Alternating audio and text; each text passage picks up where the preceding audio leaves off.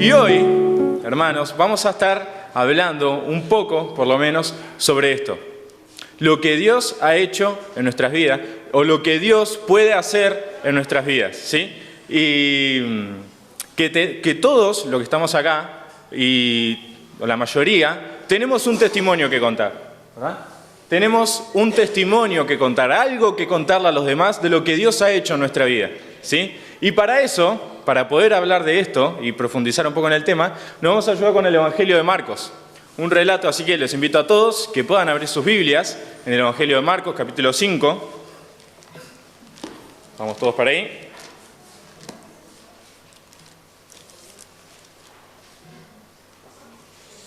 Evangelio de Marcos, capítulo 5.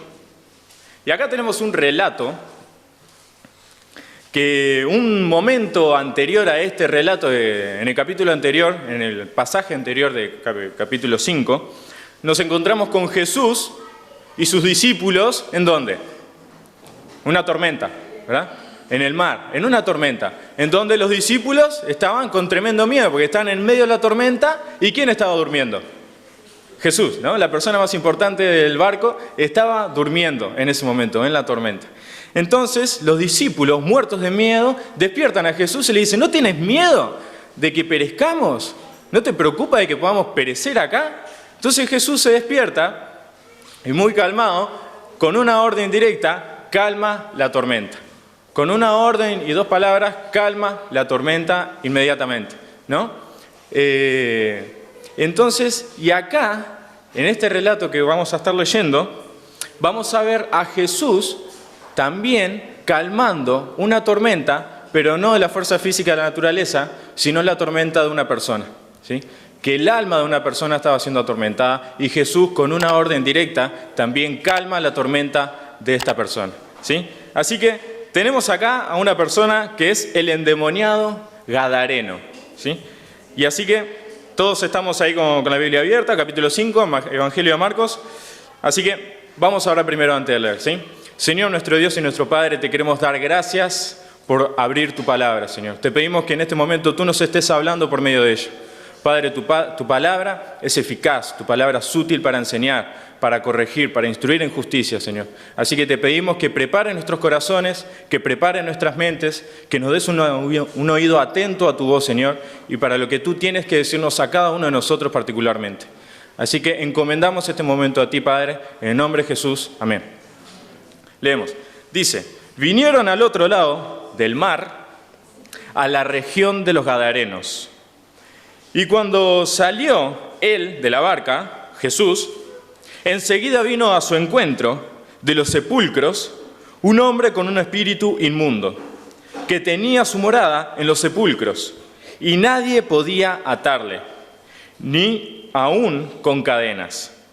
Porque muchas veces había sido atado con grillos y cadenas, mas las cadenas habían sido hechas pedazos por él y desmenuzados los grillos, y nadie podía dominarlo.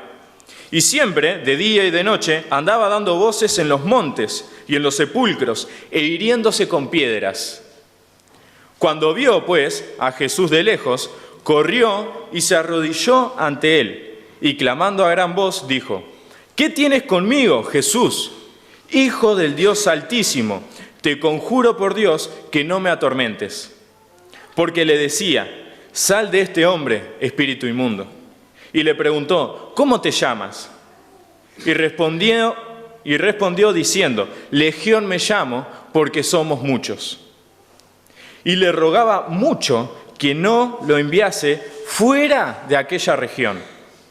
Estaba allí cerca del monte un gran hato de cerdos paciendo, y le rogaron todos los demonios, diciendo, envíanos a esos cerdos, para que entremos en ellos. Y luego Jesús le dio permiso, y saliendo aquellos espíritus inmundos, entraron en los cerdos, los cuales eran como 2000, y el hato se precipitó en el mar por un despeñadero, y en el mar se ahogaron. Y los que apacentaban los cerdos huyeron, y dieron aviso en la ciudad y en los campos, y salieron a ver qué era aquello que había sucedido. Vienen a Jesús, y ven al que había sido atormentado del demonio, y que había tenido la legión, sentado vestido y en su juicio cabal, y tuvieron miedo.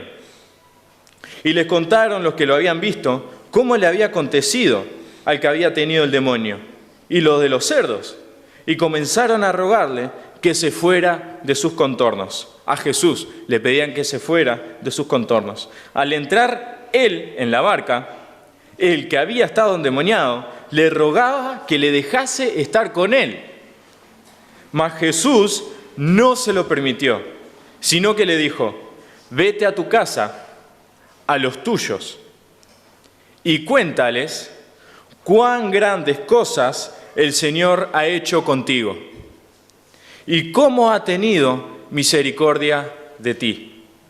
Y se fue y comenzó a publicar en Decápolis cuán grandes cosas había hecho Jesús con él, y todos se maravillaban.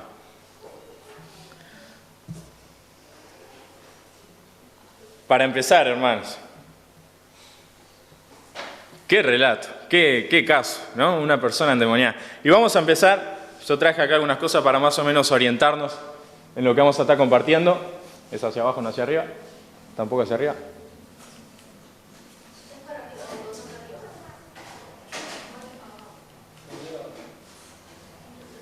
No funciona. Ah, claro, si no lo prenden. Claro, la tecnología hoy es tremendo. Bien, ahora sí. Bien, hermanos, tenemos a esta persona, a este hombre gadareno, ¿verdad? De la región de Gadara. Y hay algunos puntos del 1 al 5 que me gustaría compartir con ustedes. Gadara. Si ven acá, aquí está, ¿verdad? Al sureste. Estamos dando un tutorial de tecnología, acá me están dando. ¿Sí? Que tampoco funciona, pero no pasa nada. Bien, tenemos la región de Gadara, ¿verdad? Esta persona queda gadareno, que se encuentra allá. Y acá en esta región, Gadara, había como muchos judíos esparcidos por toda esta región, ¿verdad? Gadara era una de las ciudades de Decápolis. Justito, Decápolis es 10 ciudades, y Gadara era una de ellas, ¿sí? Y en Gadara había judíos, como dice ahí, helenísticos. ¿Qué significa esto? Eran judíos que, o sea, llevaban a cabo la tradición religiosa judía, pero estaban mezclados con la cultura griega, ¿sí? Por eso tenían como una mezcla, y más o menos se podría decir que este territorio podría ser un territorio gentil. ¿Por qué? Porque Gadara estaba lleno de sus dioses griegos, sus anfiteatros griegos, su cultura griega, y la manera de vivir que llevaban era una manera de vivir griega, ¿sí? Y más o menos esto nos puede indicar, ¿por qué? Porque habían 2000 cerdos ahí en la vuelta, ¿verdad? Y los que la apacentaban eran judíos, parece ser, siendo que los cerdos eran un animal prohibido para los judíos, ¿verdad? Siendo un animal prohibido para los judíos, y ellos aún así los apacentaban, los tenían, esto nos da como un indicio de que el paganismo en esta región estaba como bastante fuerte, ¿verdad? Y esto es un dato interesante o importante para más adelante cuando hablamos de legión. ¿Por qué había tanta cantidad de demonios en esta persona? ¿Sí? Después nos encontramos en el versículo del 2 al 5 la descripción de esta persona, de este gadareno, ¿verdad? Esta persona que estaba endemoniada, que estaba desnuda, era violento, era un salvaje, andaba de noche y de día dando voces, gritando. Mateo capítulo 8, que relata lo mismo, el mismo pasaje, nos agrega que dice que nadie podía pasar por ese camino, porque la persona era muy violenta. Era una persona salvaje endemoniada, ¿verdad? Que no tenía control de sí mismo, que nadie podía dominarlo, no había forma. Muchos intentaron atarlo, encadenarlo, y no había manera. Rompía las cadenas, se desataba y se libraba. No podía ser dominado. Y el versículo 5 nos muestra cómo esta persona estaba siendo atormentada interiormente. Nos muestra el dolor y el sufrimiento que esta persona estaba pasando. Dice: de día y de noche andaba dando voces en los montes. De día y de noche es un indicio de que el tipo gritaba, y de día y de noche por los montes, por los sepulcros, por todos lados, y mostrando ese sufrimiento que estaba pasando, ¿verdad? Y un poquito después, hiriéndose con piedras, en un intento desesperado, quizás, de librarse de este dolor, de librarse de esta tormenta, hiriéndose con piedras, teniendo tendencias suicidas, ¿verdad? Cómo esta persona estaba en tan mal estado que no soportaba tal dolor y que intentaba suicidarse. Se lastimaba a sí mismo. Estaba intentando autodestruirse, básicamente. Y eso es lo que intenta el enemigo con esta persona, Satanás, el rey de las tinieblas, el rey de estos demonios. Lo que intenta es eso, lastimar físicamente y mentalmente a esta persona al punto de la autodestrucción, ¿sí? Y eso es lo que intenta Satanás con todas las personas, lastimarlas a tal punto que intenten autodestruirse. Y así obra el enemigo, por la autodestrucción de las personas, ¿sí? Y podríamos decir que esta persona, en ese estado, ¿no?, siendo que ya venía con tantos demonios encima, siendo que venía desnudo, y andás a saber hace cuánto tiempo esta persona estaba endemoniada, podríamos decir que sería un caso perdido. O sea, si nadie podía dominarlo, nadie podía atarlo, se liberaba, nadie podía ayudarlo, era un caso perdido, no había chance con este tipo. O sea, vamos a dejar que haga la suya porque ya no hay chance, ¿verdad? Si no conociéramos el final de esta historia que acabamos de leer, si no conociéramos el final, diríamos, por nuestra mente limitada, que es un caso perdido, ¿sí? Que no vale, es una persona que no vale la pena esforzarse tanto porque ni siquiera se deja ayudar. Pero qué bueno, y gracias a Dios, que nosotros, como seres humanos, no tenemos la última palabra. Qué bueno que nosotros no somos los jueces que dicen, este es un caso perdido, no, este sí tiene salvación. Menos mal que ese juicio no nos compete a nosotros, ¿sí? Porque Dios es bueno, porque Dios es grande, porque Dios tiene gracia y que Dios es misericordioso. Y si hacemos un poquito de memoria y vemos a otras personas que podríamos decirle que también eran un caso perdido, si pensamos, por ejemplo, en Saulo. Saulo era un perseguidor de cristianos. Los perseguía, los torturaba, los mataba, los encarcelaba. Era un caso perdido, ¿sí? La hija de Jairo había muerto. Era un caso perdido. Lázaro había muerto también. Era un caso perdido. Éutico. ¿Recuerdan a Éutico? Que estaba Pablo predicando en un tercer piso y el tipo durmiendo en la ventana se cayó, murió. Lo levantaron muerto. Era un caso perdido. Todas personas que si lo miramos con nuestra mente limitada y nos enfocamos en él, son casos perdidos. Pero eran casos perdidos ¿hasta qué? Hasta que tuvieron un encuentro con Jesús, ¿verdad? Quizás podríamos pensar también más a nosotros mismos, ¿verdad? Quizá ahora pensamos en Saulo, la hija de Jairo, Lázaro, Éutico. Podríamos pensar en más personajes que diríamos que son casos perdidos. Capaz que a algunos se le viene a la memoria alguno. Tabita también había fallecido. Y otras personas más que serían casos perdidos. Pero ahora, si pensamos más a la cercanía nuestra. Quizás nosotros ahora, escuchando esto, estamos pensando en alguien y decimos, esta persona es un caso perdido. Quizás estamos pensando en personas cercanas a nosotros. Quizás esa persona que pensá en alguien que vos conozcas.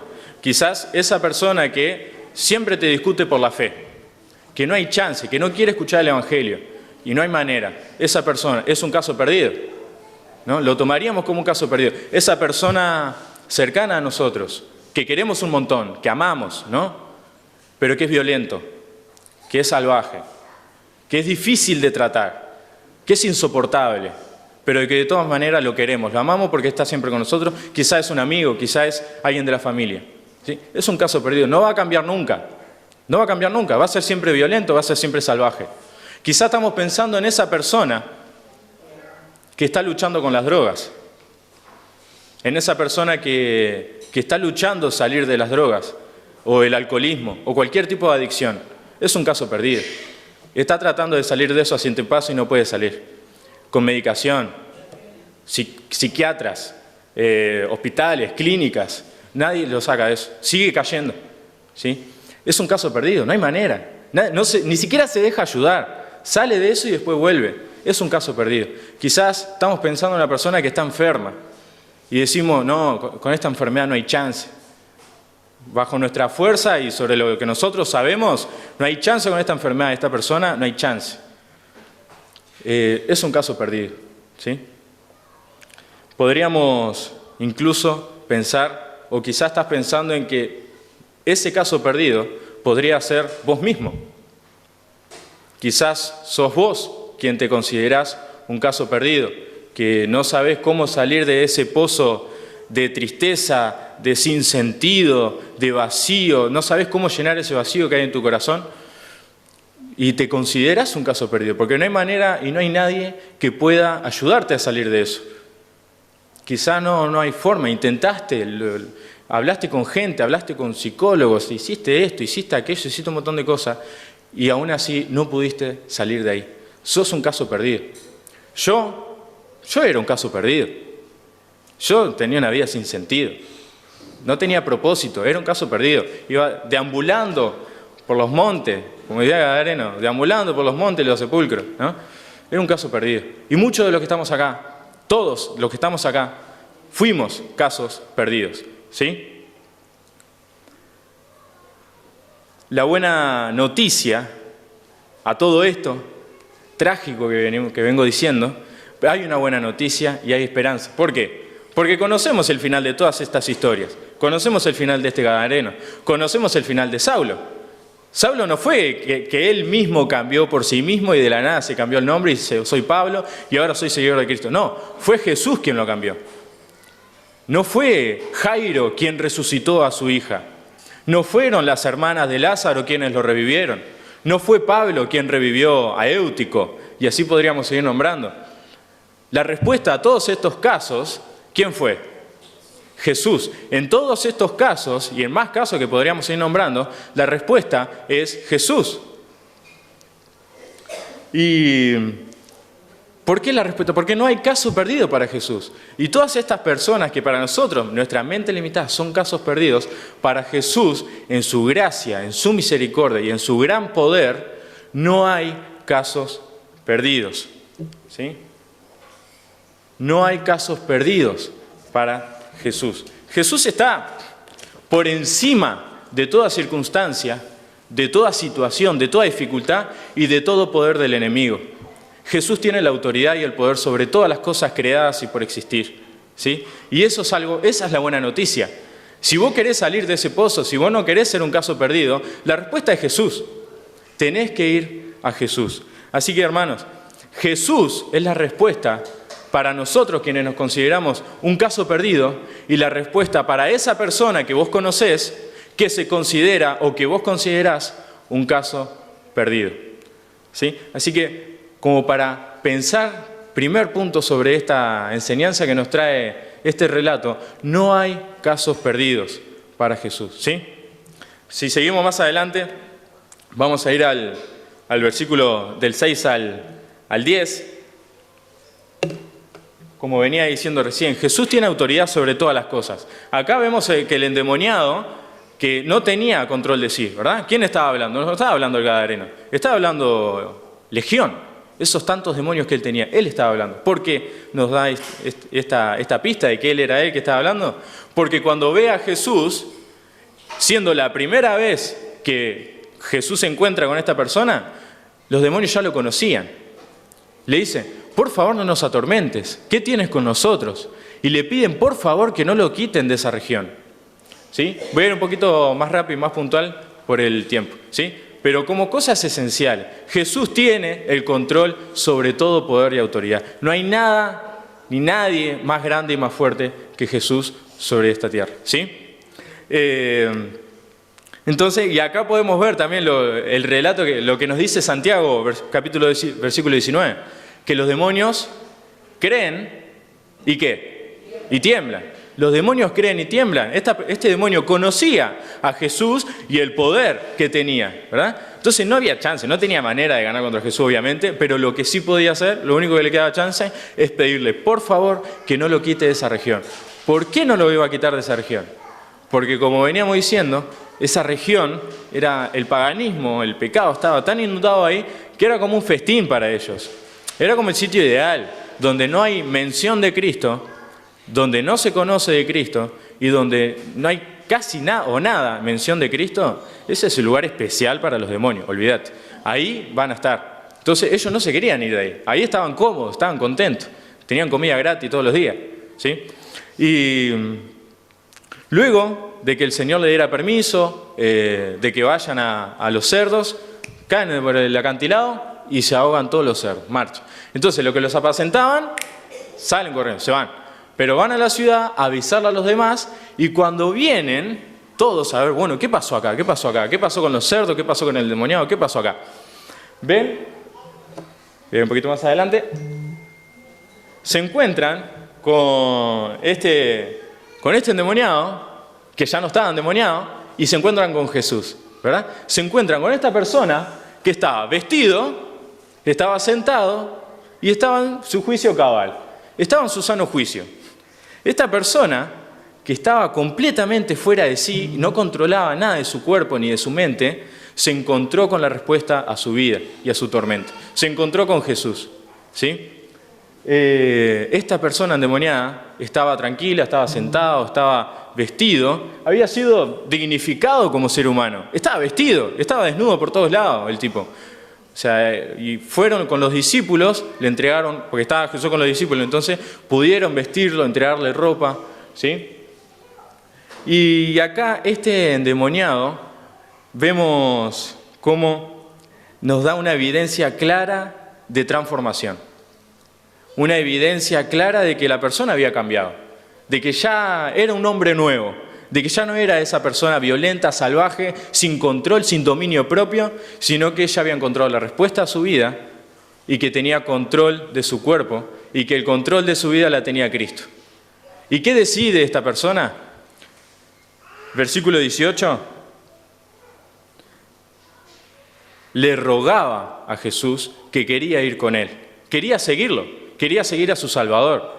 Esta persona quería seguir a la persona que había salvado su vida. Pero, claro, Jesús acá se marchaba porque los lugareños ahí de la región lo habían echado. Imagínate, vos tenés 2000 cerdos y te lo tiran por un despeñadero, ¿no? Se fundió todo el negocio de ese lugar, se fundió ahí. Pero aquí estas personas le habían rogado a Jesús que se fuera. Y acá un dato interesante es que Jesús no obliga a nadie a seguirlo, sino a quienes rechazan el Evangelio, como estos judíos helenísticos, estos judíos de esa región, no querían a Jesús ahí. Jesús, en su libertad, dijo, me voy, no tengo problema. Se fue, ¿sí? Pero le negó la entrada a seguir, la invitación a este endemoniado. Y acá viene el versículo clave que hoy quería compartir con ustedes, hermanos, y es el gran desafío, me parece, que para todo cristiano y para todas las personas, incluso para mí, esto es un gran desafío enorme. Entonces, versículo 19. El endemoniado le había rogado a Jesús seguirlo y éste le negó la invitación. ¿Por qué le había negado la invitación?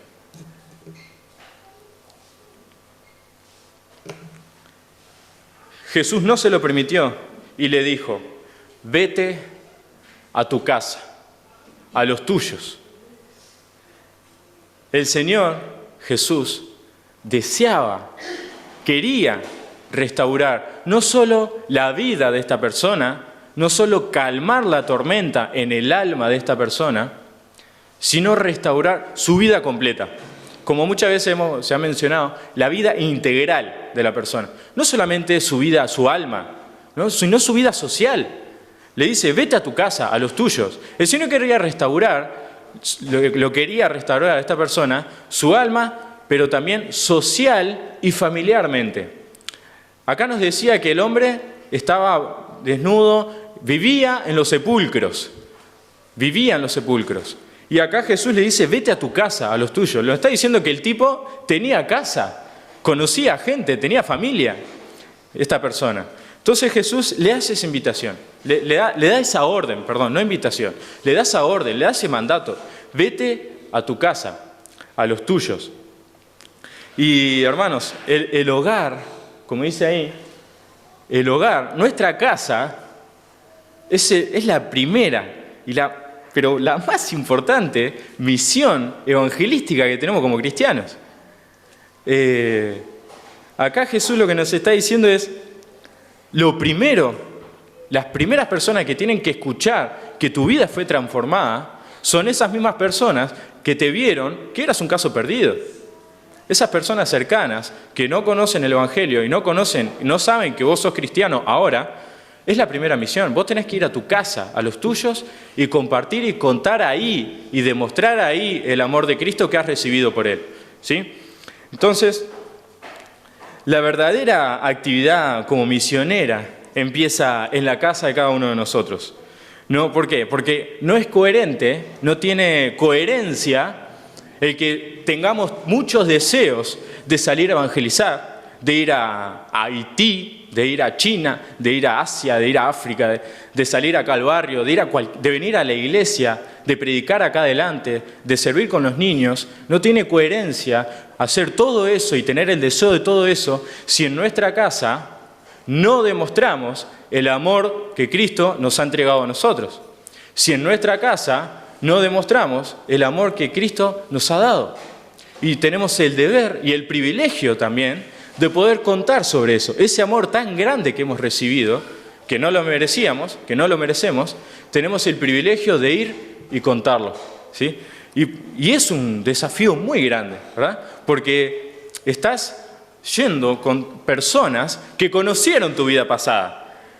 A mí me pasaba, yo me acuerdo cuando, perdón que me cuente así, estoy informal, pero a mí me pasó, y seguro que a muchos les pasó, siendo que tenés amigos y familia que te conocían de antes y decían, vos sos cualquiera, y ahora me venís con el Evangelio, como que es contradictorio. Pero esa es la maravilla y ese es el gran desafío. Bueno, yo era así. Yo era un caso perdido, pero Cristo me dio la respuesta, me sanó, me curó, me transformó y ahora soy esto. Soy un nuevo hombre, soy una nueva creación y puedo transmitir ese amor y esa paz, ¿sí? Así que nuestro primer mandato, nuestra primera misión es nuestra casa, ¿sí?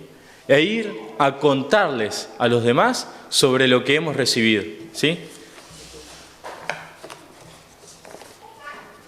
Acá. Sigue diciendo, y esto es muy importante, cuéntales cuán grandes cosas el Señor ha hecho contigo y cómo ha tenido misericordia de ti. Así como el gadareno tenía la misión marcada de testificar, de demostrar ese amor que había recibido,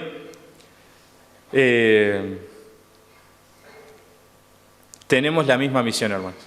Tenemos ese mismo mandato, de ir y contarles, demostrar el amor por medio de acciones, pero también contar, demostrar y contar lo que hemos recibido del Señor, de cómo el Señor ha tenido misericordia de nosotros, ¿sí? Y yo quería compartir con ustedes algunos puntos importantes sobre esto, sobre testificar, sobre contar, sobre las grandes cosas que el Señor ha hecho con nosotros. Y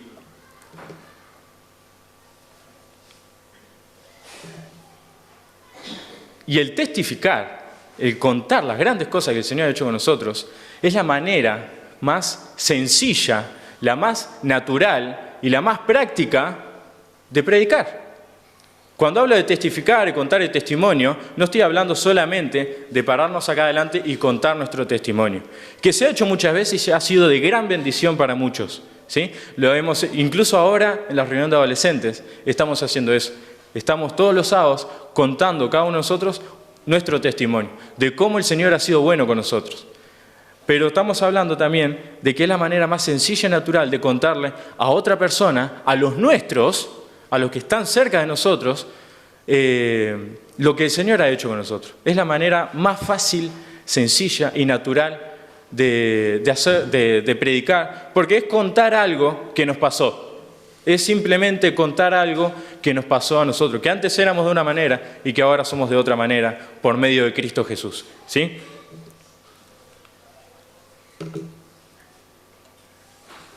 Las personas, por lo general, tienen más receptividad y son más perceptibles a un testimonio, a que vos, a que yo le cuente algo a una persona.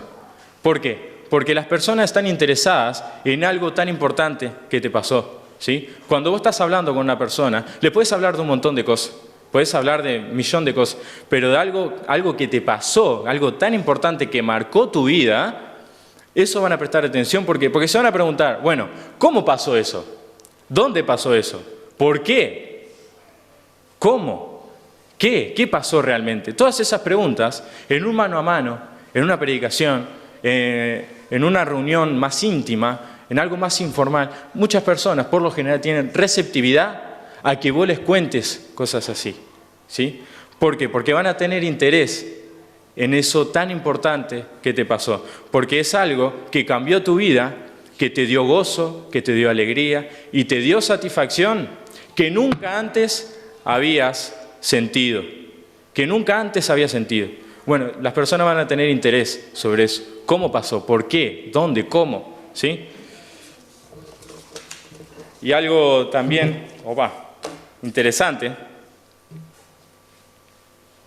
es que como seres humanos, como personas creadas, tenemos muchas cosas de diferente, somos todos únicos y diferentes, pero lamentablemente compartimos temores, compartimos dolores, compartimos tristezas, compartimos dificultades, en el sentido de que lo que vos pasaste, todas esas dificultades que tú pasaste en tu vida, ya sea de enfermedad, ya sea de familiar, ya sea económica, ya sea de pérdida de sentido, ya sea de vacío, todas esas dudas, todos esos temores, todas esas dificultades que hemos tenido, hoy en día hay personas que están luchando con eso.